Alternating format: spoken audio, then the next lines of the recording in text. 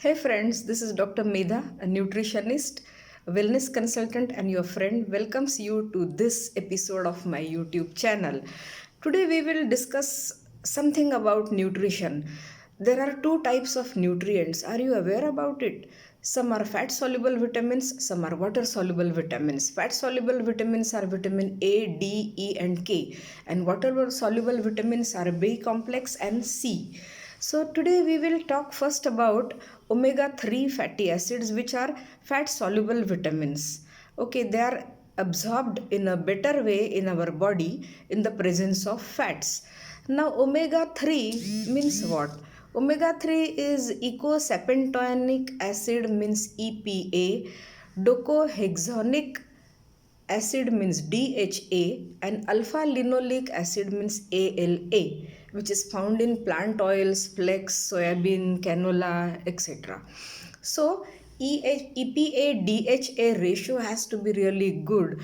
Now, one Danish physician, John Dyerberg, who is called father of omega 3 के जनक उनको कहा जाता है, he studied Eskimos who ate high fat fish and had very low rates of heart diseases and discovered the protective effects of omega 3 fatty acid EPA and DHA from marine sources, यानी कि fish जैसे कि salmon, एंकोय, mackerel, sardines, tuna, इस तरह की जो मछली होती है जो समुंदर के पानी में पाई जाती है, आर्टिक समंदर स्पेशली, बिकॉज वहाँ पे कोई मर्क्यूरी का कंटेमिनेशन नहीं होता है, तो ऐसे फिश की ग्लैंड्स में ओमेगा 3 भरपूर मात्रा में पाया जाता है, जो हमारे बॉडी के लिए बहुत आवश्यक है, अति आवश्यक है।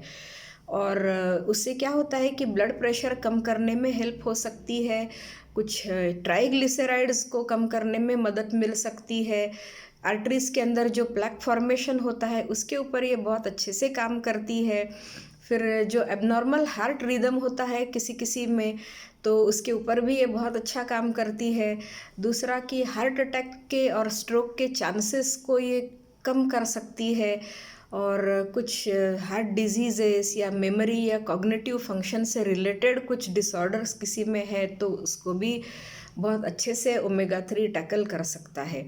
अभी ओमेगा 3 केवल फ़िश में ही मिलता है ऐसा नहीं है, ओमेगा 3 कुछ वेजिटेरियन सोर्सेस में मिलता है, जैसे कि अखरोट यानी कि वॉलनट्स, आलमंड्स मतलब बादाम, फ्लेक्स सीड्स, चिया सीड्स, इस तरह सनफ्लावर सीड्स, पम्पकिन सीड्स, और कुछ हरी सब्जियों में भी थोड़ी मात्रा में, और कुछ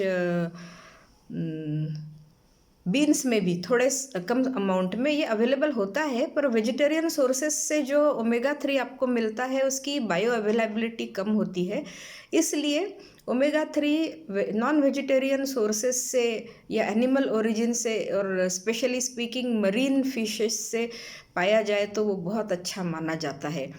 और मैं आज स्ट्रांगली रिकमेंड करूँगी फॉरएवर आर्कटिक सी। ये एक सप्लीमेंट है जिसके अंदर 375 मिलीग्राम्स ऑफ ओमेगा 3 है, और EPA 225 mg है, DHA 150 mg है, और ओलिक एसिड 150 है, यानी कि 900 mg की ये एक टैबलेट है। ऐसे दिन में 3 टैबलेट सुबह दोपहर शाम आप खाने के साथ में खा सकते हो, और खाने के बीच में ही इसको लेना चाहिए, तो वो खाने के साथ बहुत अच्छे से एब्जॉर्ब होके शरीर में अवेलेबल हो जाएगी।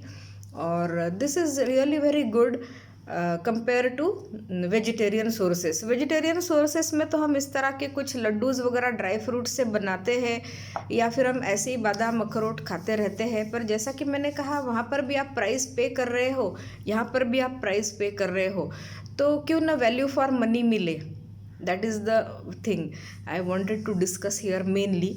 सो ज़रूर से ओमेगा 3 फैटी एसिड्स को आपके डाइट में समाविष्ट कीजिए, वेजिटेरियन सोर्सेस से भी और थ्रू सप्लीमेंटेशन भी। तो दूसरा एक सप्लीमेंटेशन का फ़ायदा ये है कि यू कैन क्वान्टिफाई कि आप दिन में आपने कितना ओमेगा 3 आपके शरीर में गया है।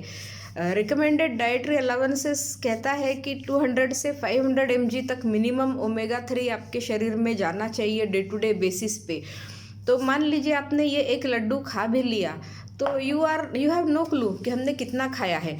अच्छा, दूसरी एक बात कि ये लड्डू हम रोज़ खाते नहीं हैं।